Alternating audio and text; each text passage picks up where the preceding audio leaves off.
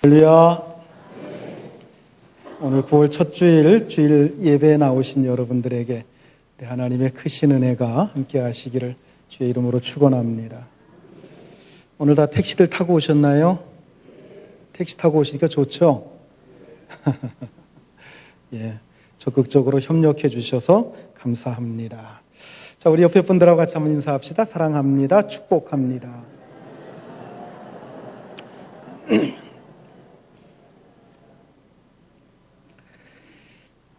화성에서 온 남자, 금성에서 온 여자라고 하는 제목이 좀 독특한 책이 있습니다. 드라마를 좋아하시는 분들은 얼핏 별에서 온 그대를 딱 연상을 하실 텐데요. 그런 내용이 아니고 상처받고 깨진 이 부부 관계의 회복과 치유를 위해서 쓰여진 책입니다. 이 부부라고 하는 것은 전혀 다른 세계에서 살던 사람들이 만나서 한 가정을 이룬 사람들이라고 하는 겁니다. 그래서 맞지 않는 게 참 많고 갈등이 많을 수밖에 없다고 하는 그런 내용입니다. 요한복음 4장에 나오는 예수님과 이 사마리아 여인이야말로 전혀 다른 세계에서 왔기 때문에 이야기의 초점이 전혀 맞지 않고 있습니다. 예수님께서는 영적인 생명에 대해서 말씀을 하시는데 여인은 계속해서 마시는 물을 생각하고 있습니다. 자, 본문 13절과 14절 말씀 같이 읽습니다. 예수께서 대답하여 이르시되 이 물을 마시는 자마다 다시 목마르려니와 내가 주는 물을 마시는 자는 영원히 목마르지 아니하리니 내가 주는 물은 그 속에서 영생하도록 솟아나는 샘물이 되리라. 이 물을 마시는 자는 다시 목마르지만 내가 주는 물은 영원히 목마르지 않는다. 여러분, 이것은 마시는 물을 얘기하는 게 아니에요. 예수님께서 주시는 그 풍성한 은혜, 그 생명과 구원을 의미하는 것입니다. 그런데 여인은 계속해서 마시는 물로만 생각을 하고 이렇게 대답을 하죠. 15절 말씀 같이 읽습니다. 여자가 이르되 주여 그런 물을 내게 주사 목마르지도 않고 또 여기 물 기르러 오지도 않게 하옵소서. 자, 이 여인에게 있어서 물에 대한 문제는 굉장히 심각한 문제입니다. 남의 눈을 피해서 남들이 다 낮잠을 자고 선선한 그늘에서 쉬고 있을 그 시간, 그 뜨거운 대낮에 물을 기르러 올 수밖에 없는 그런 처지였습니다. 그래서 이 물의 문제만 해결이 된다고 한다면 이 여인에게 있어서는 정말 골치 아픈 문제가 해결이 되는 것입니다. 그런데 예수님께서 뭐라고 하십니까? 내가 주는 물을 마시는 자는 영원히 목마르지 않을 것이다 라고 말씀을 하시는데 그 말씀에 여인의 귀가 번쩍 뜨일 수밖에 없었던 것입니다. 그래서 그 여인은 그런 물이 있으면 내게 주십시오. 그래서 이렇게 물 때문에 제가 개고생하지 않아도 될 수 있도록 좀 제발 좀 그렇게 해 주십시오 하고 부탁을 하고 있는 겁니다. 여인이 계속 육신적인 문제에서 벗어나지 못하자 예수님께서 뭐라고 하십니까? 내 남편을 불러오라 이렇게 말씀하십니다. 이 말씀은 너하고는 말이 안 통하니 네 남편하고 얘기해야 되겠다 그런 얘기입니까? 그런 얘기가 아니지요. 그녀의 남편에게 어떤 볼일이 있기 때문에 불러오라고 하시는 게 아닙니다. 지금 그녀의 죄를 지적하고 싶으신 것입니다. 왜냐하면 바로 이 죄 문제가 영적인 문제로 들어가는 첫 번째 관문이요 열쇠이기 때문입니다. 그러므로 주님은 이 여인이 꼼짝할 수 없는 죄를 지적하시면서 영적인 문제에 눈을 뜨도록 하신 것입니다. 많은 사람들이 인간적인 이해관계나 호기심을 가지고 교회에 나옵니다. 그러나 그 어떤 사람도 죄를 지적당하지 않고 기독교의 참된 진리, 참된 신앙 가운데로 들어올 수는 없습니다. 진실된 신앙의 세계로 들어오려고 하면 자신이 죄인이라고 하는 사실을 철저히 깨닫고 인정하는 이 첫 번째 관문을 반드시 통과해야 된다고 하는 것입니다. 어떤 사람은 이렇게 말합니다. 예수 믿는다고 하는 게 별거 있어? 사람들 앞에서 부끄럽지 않게 살고 정직하고 떳떳하고 성실하게 살라고 하는 것이지, 꼭 예수 안 믿어도 그렇게 살면 되는 것이지, 이렇게 얘기하시는 분들이 있어요. 그럴듯하게 들리는 얘기지만 거기에는 엄청난 함정이 들어 있습니다. 여러분, 그 함정이 뭔지 아십니까? 사람들 앞에서라고 하는 이 말입니다. 즉, 그렇게 말하는 사람들의 기준은 세상이에요. 사람들 앞이 그들이 기준입니다. 그러나 여러분, 우리 그리스도인의 기준은 세상이나 사람들이 아닙니다. 우리의 기준은 하나님이신 줄 믿으시기 바랍니다. 하나님 앞에서 우리의 모습이 어떠하냐, 이게 중요한 겁니다. 그러므로 하나님 앞에서 부끄럽지 않아야 되고 하나님 앞에서 정직하고 떳떳하고 성실하게 살아가야 되는 것입니다. 맨 처음 하나님 앞에 나오면 하나님께서 그것을 물으십니다. 도덕적으로, 윤리적으로, 사회적으로, 인간적으로 얼마나 떳떳하게 정직하게 살았느냐, 그걸 묻지 않으십니다. 하나님 앞에서 하나님의 기준, 하나님의 잣대로 정말 그렇게 살아왔느냐, 이것을 물으십니다. 그러므로 하나님의 이 물으심에 걸려들지 않을 자가 아무도 없습니다. 아니, 반드시 걸려들어야만 하는 겁니다. 왜냐하면 바로 그것이 신앙의 출발이기 때문입니다. 자, 오늘 본문에서 주님은 여인에게 그 속에서 영원히 마르지 않는 생수, 즉 영원한 생수를 주시고자 했습니다. 그러나 그녀는 그것을 받을 준비가 되어 있지 않았습니다. 그래서 예수님께서는 그녀의 치부를 드러내신 것입니다. 내 남편을 불러오라. 자, 본문 16절부터 18절까지 우리 같이 읽습니다. 이르시되 가서 내 남편을 불러오라. 여자가 대답하여 이르되 나는 남편이 없나이다. 예수께서 이르시되 내가 남편이 없다 하는 말이 옳도다. 내게 남편이 5이 있었고 지금 있는 자도 내 남편이 아니니 내 말이 참되도다. 주님께서는 내 남편을 불러오라 하는 이 말씀으로부터 시작을 해서 이 여인이 지금까지 살아왔던 생활의 모습, 그리고 현재 살고 있는 생활의 모습, 그 모든 모습을 아주 적나라하게 그 치부를 다 드러내셨습니다.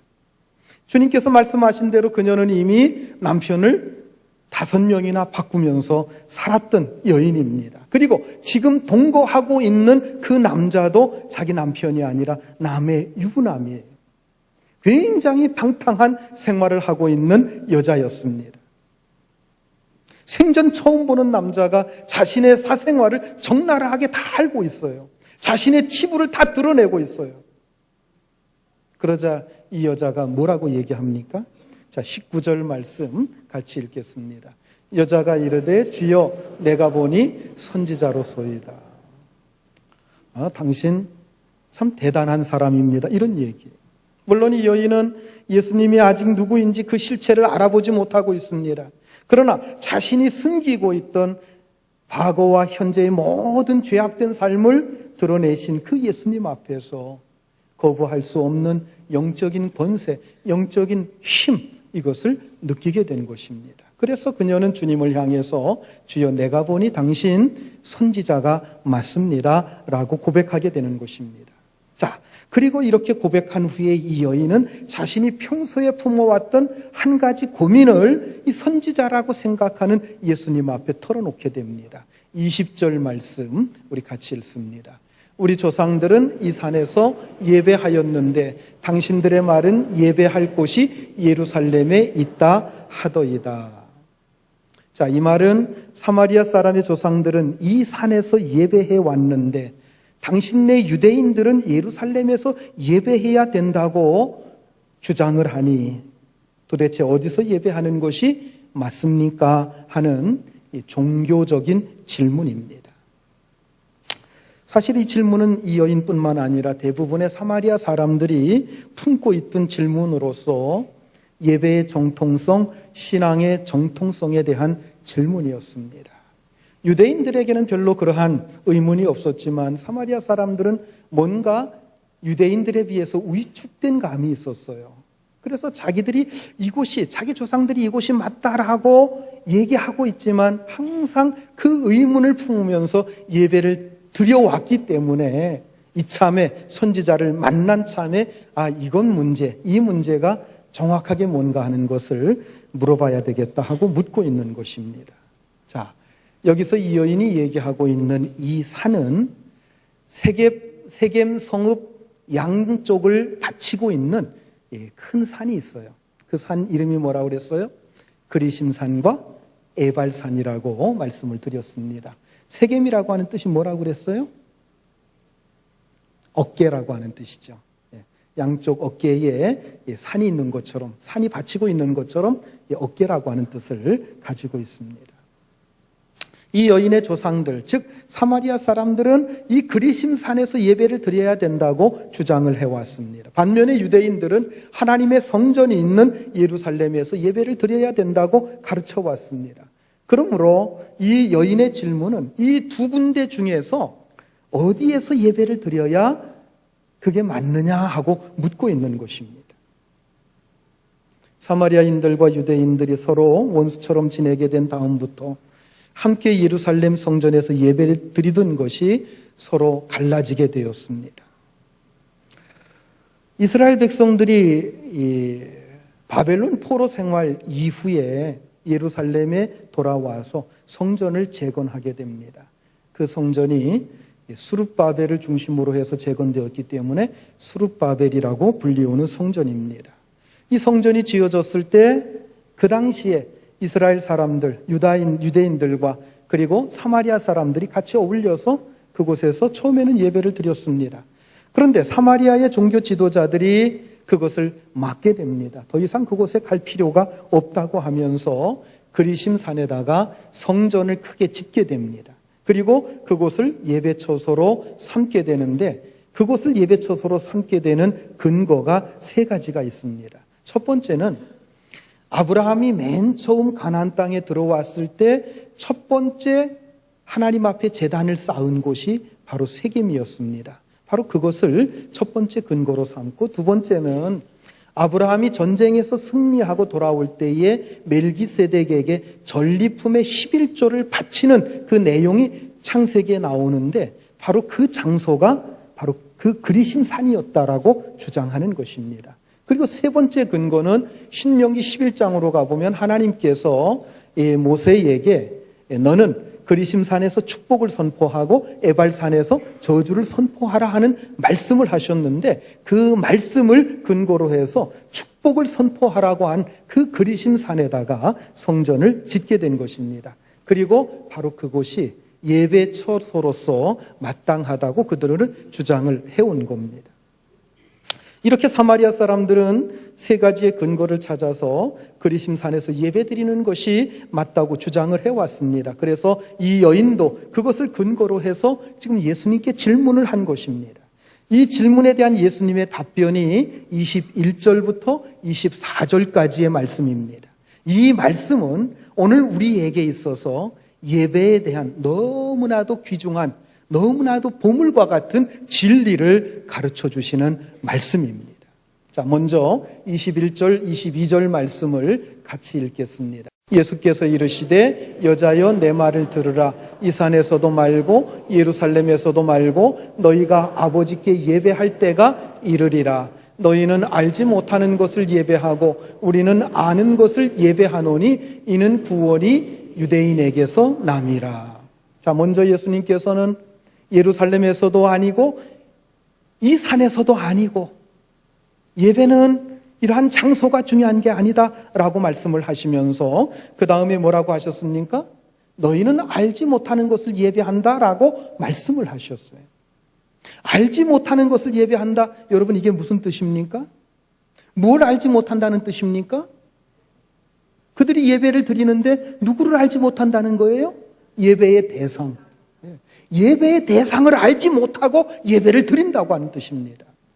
그러니까 사마리아 사람들은 누구에게 예배 드리는지도 모르면서 예배를 드려왔다라고 말씀하시는 것입니다.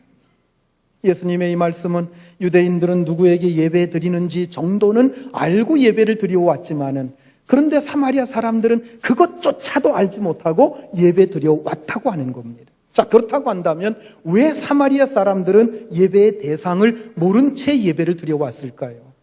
여러분, 이것은 우리가 역사적인 배경을 좀 알아야 왜 그렇게 되었는지 이해할 수가 있습니다. 솔로몬 왕 이후에 이스라엘 나라가 둘로 쪼개지게 됩니다. 남과 북으로, 우리나라처럼 북한과 남한 이런 식으로 쪼개지게 돼요. 솔로몬 왕 말년에 궁궐을 새로 짓는 등 호사스러운 생활을 하기 위해서 아주 과다한 세금을 징수합니다. 지난주에도 제가 말씀을 같이 나누면서 얼마나 화려한 생활을 했는가 하는 걸 우리가 성경을 통해서 살펴봤지 않습니까? 뭐 연못도 파고 무엇도 짓고 무엇도 하고, 이런 생활을 하다 보니까 뭐가 많이 필요해요? 뭐가 많이 필요해요? 돈이 많이 필요한 거예요. 그래서 세금을 과다하게 징수하죠. 궁궐을 새로 짓죠. 연못을 파죠. 마구간도 새로 만들죠. 여러분, 마구간이라는 게 그냥 말 몇 필 들어가는 게 아니에요. 말 몇천 필 들어가는 그런 마구간을 짓는 거예요. 그러니까 엄청나게 많은 노동력이 필요하니까 백성들을 동원해가지고 그 노동을 시킨 거예요. 그러니까 백성들이 그 노역에 시달리게 된 거예요. 그래서 그 솔로몬 왕이 죽고 그의 아들 르호보암 왕이 젊어서 왕이 되었는데, 그때의 원로 대신들이 이 르호보암 왕을 찾아옵니다. 당신은 제발 당신의 아버지처럼 그렇게 세금도 많이 과다하게 부여하지 말고, 그렇게 노역도 시키지 말고 좀 선정을 베풀면 좋겠다. 선한 정치를 하면 좋겠다. 그러면서 그렇게 정치를 하게 되면 우리가 도와서 당신의 왕권을 든든하게 지켜주겠다. 이렇게 제안을 합니다. 그런데 르호보암 왕이 원로 대신들의 말을 듣지 않고 젊은 친구들, 젊은 신하들과 의논한 끝에 원로 대신들과 백성들 앞에서 이렇게 말을 합니다. 자, 역대하 10장 13, 14절 우리 같이 읽습니다. 왕이 포악한 말로 대답할세 르호보암이 원로들의 가르침을 버리고 젊은 신하들의 가르침을 따라 그들에게 말하여 이르되 내 아버지는 너희의 멍에를 무섭게 하였으나 나는 더 무섭게 할지라. 내 아버지는 가죽 채찍으로 너희를 치셨으나 나는 전갈 채찍으로 치리라 하니라. 르호보암의 젊은 친구들, 젊은 대신들이 그렇게 얘기하는 거예요. 처음부터 저 사람들한테 눌리면 너는 그 사람들에게 끌려가게 된다. 그러니까 강하게 나가야 된다. 이러면서 부추긴 거예요. 그래서 원로 대신들과 백성들 앞에서 이 르호보암이 뭐라고 얘기합니까? 우리 아버지가 채찍으로 백성들을 다스렸다고 한다면 나는 총과 칼을 가지고 다스리겠다. 이제부터 너희는 죽었다고 복창해라. 이렇게 얘기한 겁니다. 그러자 원로 대신들은 이 젊은 왕이 싹수가 노랗구나. 이놈 밑에 있다가는 김정은이 밑에 있는 자들처럼 제명에 못 죽겠구나. 그러면서 이스라엘의 10지파 반을 이끌고 북쪽에 가서 북쪽에다가 새로운 나라를 세우게 되는 겁니다. 그리고 여로보암이라고 하는 제야 인사를 끌어들여서 왕으로 세우고 세겜 땅을 도읍지로 하고 나라를 세웠습니다. 이스라엘 지파의 대부분이 그쪽으로 갔기 때문에 그 나라의 이름을 이스라엘이라고 붙이게 되고, 남은 지파, 유다 지파와 베냐민 절반 지파, 이것이 남아있기 때문에 그 유다 지파가 중심이 되어 있기 때문에 남쪽 르호보암 왕이 통치하는 그 나라는 유다 나라가 되는 거예요. 유다 왕국이 되는 겁니다. 그래서 북이스라엘, 남유다 이렇게 갈라지게 된 겁니다. 자, 그런데 문제는 이스라엘 백성들이 절기만 되면 계속해서 어디 가서 예배를 드립니까? 예루살렘 성전에 가서 예배를 드리기 위해서 유다 왕이 통치하는 예루살렘으로 백성들이 가는 거예요. 그러자 여로보암 왕은 저렇게 백성들이 예루살렘으로 가다 보면 북이스라엘 나라와 여로보암 왕 자기 자신의 정통성이 상실될 그러한 위기감을 느끼게 되는 겁니다. 그래서 그것을 막는 방법으로 이스라엘의 남쪽 경계 지역인 베델에다가 하나, 최북단인 단에다가 하나, 금송아지 하나씩을 만들어 놓고 백성들로 하여금 예루살렘으로 가지 못하게 하고 대신 금송아지를 섬기게 만든 겁니다. 자, 열왕기상 12장 27절부터 30절까지 한번 그 내용인데요. 같이 한번 읽겠습니다. 만일 이 백성이 예루살렘에 있는 여호와의 성전에 제사를 드리고자 하여 올라가면 이 백성의 마음이 유다 왕된 그들의 주 르호보암에게로 돌아가서 나를 죽이고 유다의 왕 르호보암에게로 돌아가리로다 하고, 이에 계획하고 두 금송아지를 만들고 무리에게 말하기를 너희가 다시는 예루살렘에 올라갈 것이 없도다. 이스라엘아, 이는 너희를 애굽 땅에서 인도하여 올린 너희의 신들이라 하고, 하나는 베델에 두고 하나는 단에 둔지라. 이 일이 죄가 되었으니 이는 백성들이 단까지 가서 그 하나에게 경배함이더라. 정말 여로보암 왕은 하나님 앞에서 씻을 수 없는 죄를 저질렀습니다. 거룩하시고 존귀하신 하나님을 금송아지 우상으로 만들어 놓고 온 백성들로 하여금 우상 숭배를 하도록 우상 숭배에 빠뜨린 것입니다. 자, 여기 금송아지, 구약 성경에서 자주 등장하고 있는 금송아지. 여러분, 이것은 바알신을 상징하는 거죠. 가나안 지역의 아주 보편적인 신 가운데 하나입니다. 농경사회 속에서 소는 풍요와 다산을 상징했습니다. 그래서 그들은 그들에게 풍요를 가져다 준다고 생각하는 금송아지를 하나님처럼 섬기며 예배해 왔던 것입니다. 바로 그것이 사마리아 여인을 만난 바로 그 시대까지 계속되어 온 거예요. 그래서 예수님께서는 그들이 알지 못하는 것을 예배해 왔노라고 지적하고 계신 것입니다. 예수님의 말씀은 예배의 장소가 중요한 게 아니고 예배의 대상이신 그 하나님이 누구인가 하는 것을 바로 알고 예배하는 것, 이게 중요한 것이다라고 말씀하고 있는 것입니다.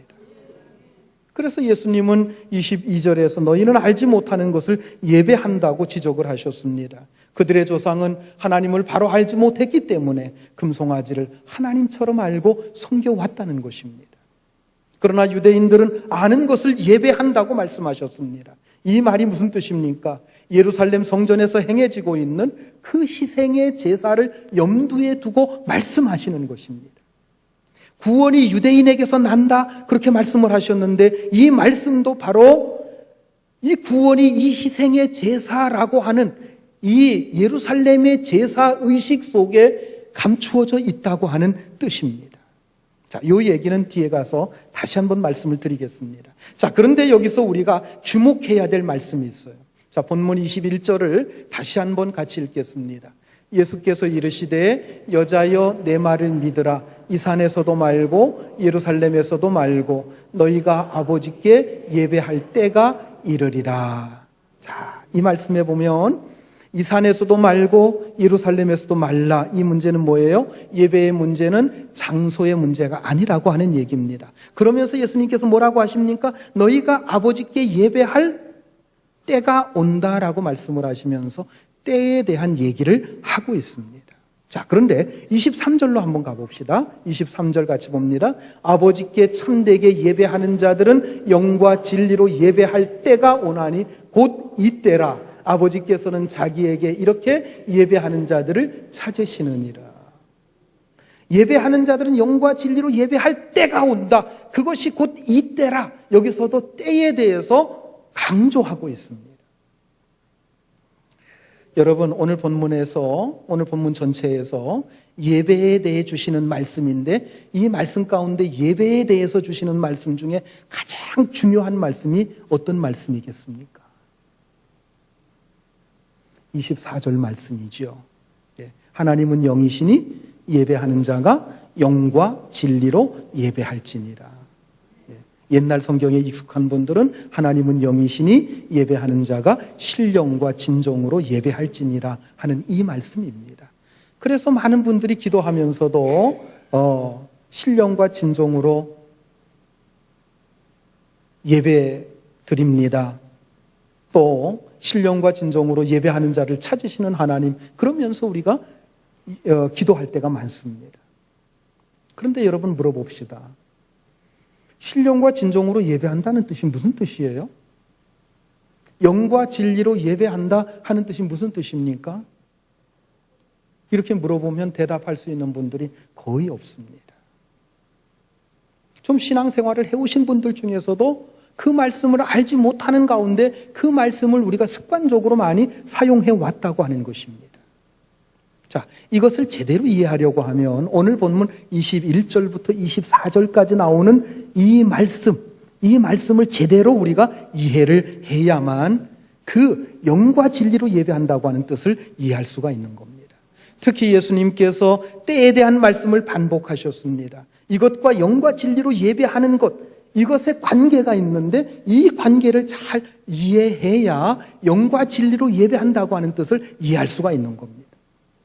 자, 여기서 예배에 대해 말씀하실 때 영과 진리로 예배하는 것을 요구하시는 것은 어떤 예배당에서 예배를 드리느냐, 어떤 예배 형식을 갖추느냐, 어느 교파에 속해 있느냐, 어느 교회에 속해 있느냐, 어떤 설교자가 설교를 하느냐, 이것과는 전혀 관계가 없다고 하는 겁니다.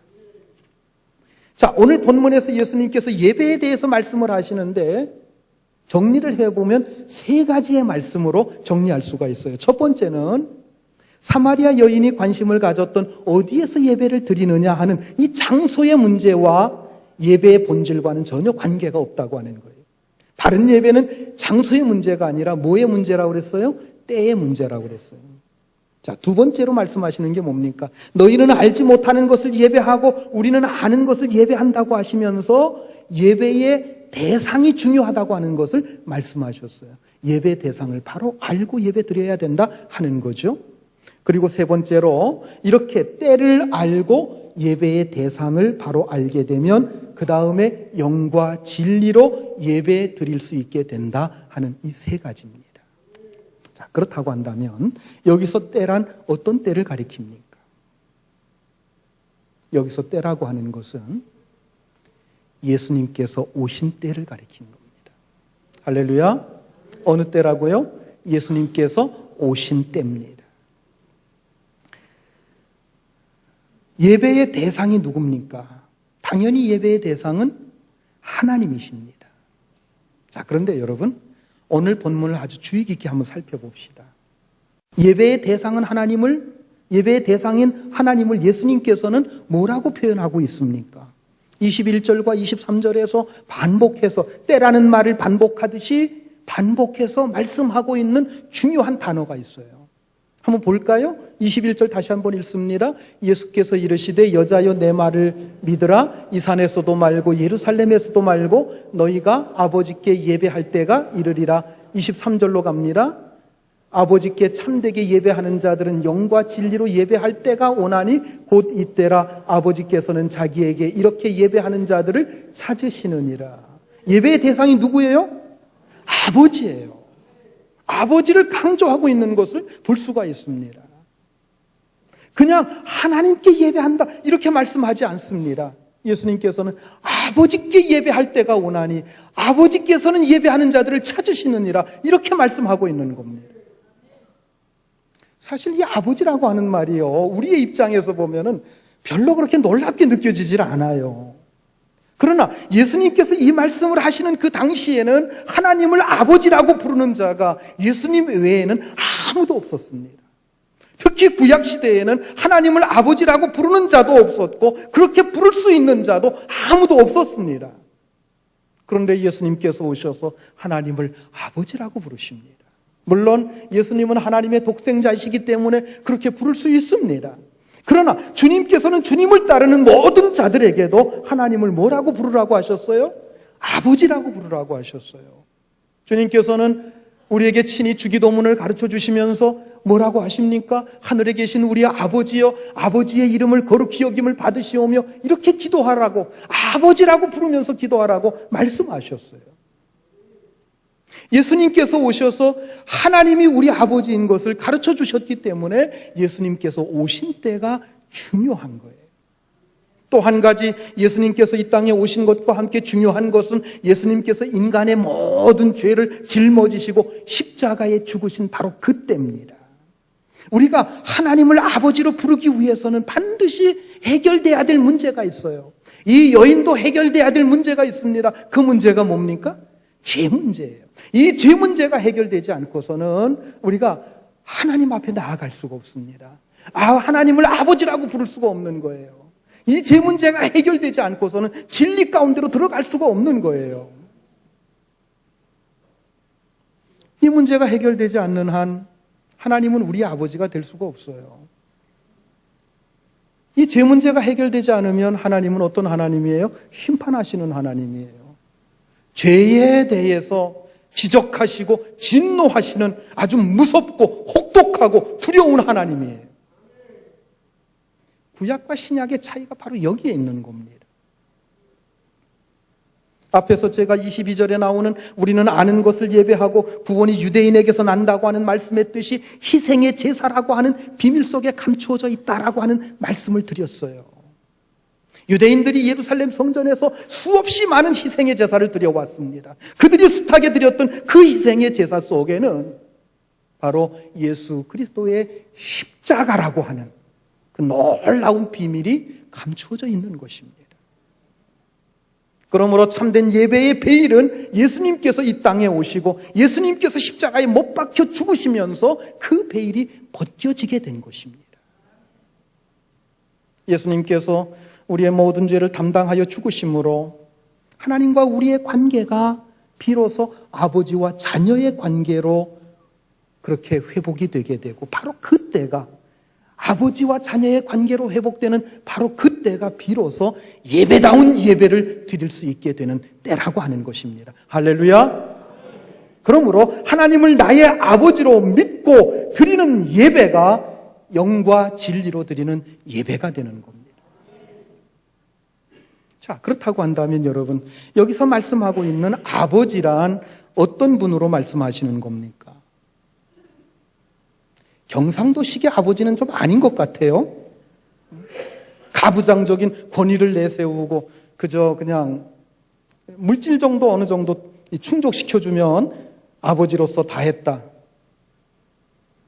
제 얘기에 동의 안 하시는 분들이 좀 있습니다. 그런 아버지가 아니라 따뜻함과 사랑이 있고 나를 깊이 알고 있으며 끊을 수 없는 혈육관계에 아주 밀접성이 깊이 배어있는 이 단어가 바로 여러분 아버지라고 하는 단어입니다. 할렐루야. 그런데 하나님이 그런 아버지로 느낄 수 있는 것은 여러분 십자가 위에서 우리를 위해 죽으신 예수님을 통해서만 가능하다고 하는 것입니다. 이해가 가십니까? 그런 의미에서 볼 때 예수님 이전에는 진정한 예배가 불가능했다고 해도 과언이 아닙니다. 예수님 이전에는 진정한 의미에서 예배도 없었고 진정한 의미에서 본다고 할 때 참다운 구원도 없었다고 하는 말씀입니다. 예수님께서 오심으로 하나님을 아버지로 바로 이해하게 되었기에 예수님을 통해서 하나님을 아버지로 바로 깨닫게 되는 바로 그때가 우리가 영과 진리로 예배할 때라고 하는 거예요. 요한복음 1장 17절 18절 말씀 우리 같이 한번 읽겠습니다. 율법은 모세로 말미암아 주어진 것이요 은혜와 진리는 예수 그리스도로 말미암아 온 것이라. 본래 하나님을 본 사람이 없으되 아버지 품속에 있는 독생하신 하나님이 나타내셨느니라. 아멘. 율법은 누구로 말미암아 주어졌다고 그랬어요? 모세는 율법을 받아서 하나님께로부터 받아서 우리에게 전수해 주신 분입니다. 모세오경을 쓴 분이죠. 창세기부터 신명기까지 율법서라고 부릅니다. 여러분, 율법의 핵심, 구약 성경의 핵심, 구약의 율법서를 가리키는데 모세가 하나님께 계시를 받아서 기록한 말씀인데 여기서 모세가 할 수 있는 얘기는 하나님은 이것은 싫어하시고 저것은 좋아하신다 하는 율법전서식의 말밖에는 할 수가 없었어요. 하나님이 사랑이 많으시고 감정과 의지가 있으신 분으로서 우리에게 인격적으로 다가오시는 분이라고 하는 이러한 설명을 모세는 할 수가 없었다고 하는 것입니다. 여러분, 이것은 오직 예수님만이 하실 수 있는 말씀입니다. 말하자면 우리가 드리는 예배에서 영과 진리로 예배 드릴 수 있는 가장 큰 조건은 예수 그리스도로 말미암아 하나님이 누구신지 이것을 바로 깨닫는 것입니다. 하나님은 우리를 사랑하시고 구체적인 우리의 삶 속에서 우리와 함께 하시고 우리를 보호하시고 우리로 인해서 애태우시고 우리 때문에 안타까워하시는 우리의 아버지시라고 하는 이 사실입니다. 바로 그런 인격적이고 구체적인 분이 우리 가운데 영으로 임재하심을 믿고 진실된 마음을 가지고 예배하는 것, 여러분, 이것이 영과 진리로 예배하는 것입니다. 우리가 예배 드리는 대상인 하나님은 우리와 아주 멀리 계시는, 감히 우리가 범접할 수 없는 어떤 절대자가 아니라는 거예요. 구체적으로 우리 가운데 찾아오시고 우리에게 친히 말씀하실 뿐만 아니라 우리의 모든 소원과 우리의 기도를 들어주시는 하나님, 우리 때문에 안타까워하시는 그 하나님, 우리의 아버지시라고 하는 겁니다. 오죽하면 사도 바울이 하나님을 뭐라고 부르라고 그랬어요? 아빠, 아버지라고 부르라고 했어요.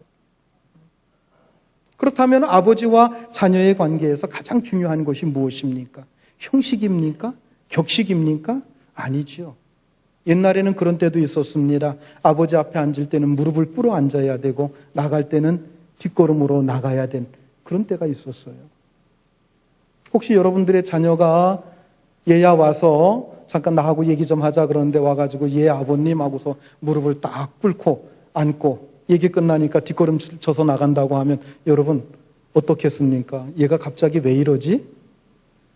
거리감 느껴질 것 아니겠어요? 아버지와 자녀의 관계에서는 형식이 중요한 게 아니에요. 장소가 중요한 게 아니에요.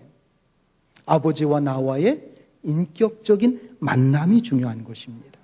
마찬가지로 하나님께서 이곳에 오셔서 나와 인격적으로 만나 주신다고 하는 바로 이 믿음이 중요한 것. 영으로 이곳에 오셔서 나와 만나 주시기 때문에 우리가 영으로 오신 그 하나님을 믿고 예배할 때 우리는 영으로 예배하는 거예요. 그 하나님 아버지께 예배하기 때문에 우리가 아무것도 숨기지 않고 진실되게 우리가 예배 드리는 것을 가리켜서 진리로 예배 드린다, 이렇게 말씀하는 겁니다. 그러므로 영과 진리로 예배하는 우리에게 가장 중요한 것은 예배의 대상이신 하나님을 바로 알고 예배하느냐, 하나님을 제대로 알지 못하고 예배하느냐, 여기에 달려있는 것입니다. 그리고 이렇게 하나님을 바로 알기 위해서는 우리가 예수 그리스도를 통하지 않고서는 하나님을 제대로 알 수가 없다고 하는 겁니다. 오직 예수 그리스도 십자가를 통해서만 하나님께서 우리를 얼마나 사랑하시는지 알 수 있기 때문인 거예요. 그런 의미에서 예수님 이전에는 진정한 예배가 불가능했다라고 말씀하는 겁니다. 여러분, 지금도 유대교를 믿는 유대인들도 야훼 하나님께 예배를 드립니다. 어떤 면에서 볼 때 무슬림들도 우리와 하나님에 대한 뿌리가 같다고 볼 수 있어요. 그들도 모세 오경, 창세기부터 신명기까지 그들이 인정하고 그곳에 나오는 하나님을 자기들의 신이라고 주장을 합니다. 그러나 그들에게는 예수 그리스도가 없습니다. 예수 그리스도가 없이는 하나님을 제대로 알 수가 없습니다. 예수 그리스도가 없이는 하나님께 진정한 예배를 드릴 수가 없는 겁니다. 그러므로 그들은 하나님 앞에 바른 예배를 드리는 것이 불가능하다는 겁니다. 오직 예수 그리스도의 십자가를 통해서만 하나님을 아버지로 바로 볼 수 있는 눈이 열리는 줄 믿으시기 바랍니다. 오직 예수 그리스도의 십자가를 통해서만 자식을 위해 그 어떤 희생도 치를 수 있는 아버지 하나님의 그 극진하신 사랑을 깨닫게 되는 줄 믿으시기 바랍니다. 그러므로 오직 예수 그리스도의 십자가를 통해서만 하나님 아버지를 바로 알고 바로 예배할 수 있는 줄 믿으시기 바랍니다. 여러분, 예배할 때마다 영으로 임재해 계시는 하나님을 만날 수 있길 바랍니다. 아버지와의 가장 진실된 교제가 이루어지는 살아있고 진실된 예배가 항상 여러분들 가운데 있기를 주의 이름으로 축원합니다. 기도하시겠습니다.